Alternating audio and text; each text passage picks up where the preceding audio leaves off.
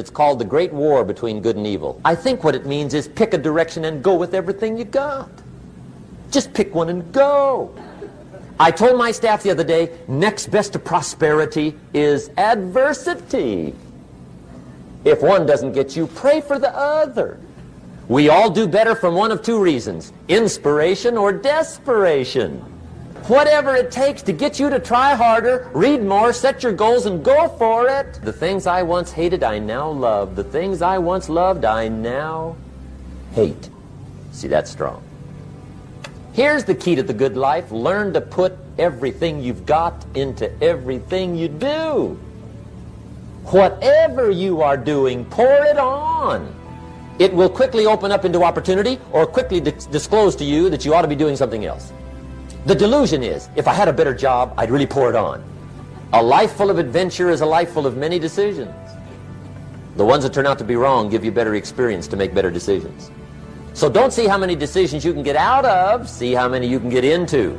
That's where the adventure is. The guy doubts himself, doubts if it'll last that long for him, doubts if he can do that well, doubts if he can make that much, doubts if he can accomplish all that. A chronic, excellent self-doubter. You can imagine what damage that does to your future. So here's the key. Turn this coin over and become a believer. And there's many things to believe in. One of the majors is yourself. The understanding of self-worth is the beginning of progress. Worry long enough, it'll drop you to your knees. Could reduce you to begging. But I'll tell you what. My advice to you is do what I finally did. On worry, give it up. Who needs it? I'm not saying it's easy. I'm saying it's worth it. It took me almost 1 year to kick the worry habit, and it was not an easy year. It was one of the toughest years I ever spent, but I finally got that monkey off my back. And I discovered you could live the most incredible life free of worry. Now, you can also be too reckless, but you can also be too cautious. This is called the timid approach to life. And my caution was always the risk. Risk used to drive me right up the wall. I used to say, what if this happens? It's called the language of the poor. What if this happens? And on top of that, if this was to happen, look at the fix I'd be in. I better not try. I finally discovered it's all risky. The minute you were born, it got risky. If you think trying is risky, wait till they hand you the bill for not trying. If you think investing is risky, wait till you get the tab for not investing. See, it's all risky. Going into business is risky. Investing your money is risky. It's all risky. I'll tell you how risky life is. You're not going to get out alive. That's risky. The Englishman says, well, if that's the way it's going to work out, let's give it a go. Right, that's what it's for. Give it a go. Somebody says, yeah, but I'm looking for safety and security. Fine, then huddle in a corner. But what a way to live. Right. Don't ask for security. Ask for adventure. Better to live 30 years full of adventure than 100 years safe in the corner. See, it's not important how long you live. What's important is how you live. The deadly disease of always looking on the bad side, the problem side, the difficult side, checking all the reasons why it can't be done. The poor pessimist leads an ugly life. He doesn't try to figure out what's right. He tries to figure out what's wrong. He doesn't look for virtue. He looks for faults. And when he finds them, he's delighted. How ugly. The poor guy looks through the window, doesn't see the sunset. He sees the specks on the window. And this is the poor guy, right, who rushes up, takes such leave of his senses. This guy rushes up and he says, I've got 5 good reasons why it won't work. He's so dumb, he doesn't know. All he needs 1. He's got 5. The glass is always half empty. To the optimist, the glass is half full. Why would the same measure affect people 2 different ways? Answer, it all depends on how you look at it. Our lives are mostly affected by the way we think things are, not the way they are. The way we think they are affects us most. Poor thinking habits keeps most people poor. Not poor working habits. Most people work hard, but they don't think hard. The mind is like a factory, a mental factory. What builds the economic, social, financial fabric of your life. A Bible phrase that says, as you think, so you become. What a man reads pours massive ingredients. into his mental factory, and the fabric of his life is built from those ingredients. Mr. Rohn, how do you build the good life? I said, it's simple. It's not easy, but it's simple. Here's how you build anything. Select the right ingredients, keep out the wrong ingredients, and it starts with thought. Everything starts with thought. So you must be wise and careful what you think about, because that starts everything. What would happen if somebody dropped sugar in my coffee? They said, well, you'd be okay. I said, what if somebody dropped strychnine in my coffee? They said, well, you'd be dead. I said, correct. Lesson 1. Life is both sugar and strychnine. You gotta be careful. I said, what if my worst enemy drops in the sugar? They said, will you be okay? I said, what if my best friend, even by accident, drops in the strychnine? They said, well, you'd be dead. I said, correct. Lesson 2, watch your coffee. You gotta be careful. See, it doesn't matter who hands you the bad stuff. It doesn't matter where you get the bad stuff. It'll still do its damage on your bank account. Wherever you get it. One of the greatest phrases when I first met him, when he said, Jim, every day stand guard at the door of your mind. How important. And you decide what goes into your mental factory. Don't let anybody just dump anything they want to in your mental factory, because you've got to live with the result. The last disease, complaining, crying, whining, griping. A Bible word called murmuring. See, that'll ace your future. Spend 5 minutes complaining, and you have wasted 5. And you may have begun what's known as economic cancer of the bone. Surely they will soon haul you off into a financial desert and there let you choke on the dust of your own regret. I hope I said that well, so you won't forget. It's a deadly disease. If you don't think it's bad, ask the children of Israel of Old Testament fame. Typical of us all, their story just happened to get in the book. Story says, children of Israel were slaves. God performed a series of dazzling miracles and got them out. And now they're heading for the promised land. Remember the story? Heading for the promised land. Tragedy of the story, they never got there. Reason, from day one, they started to complain.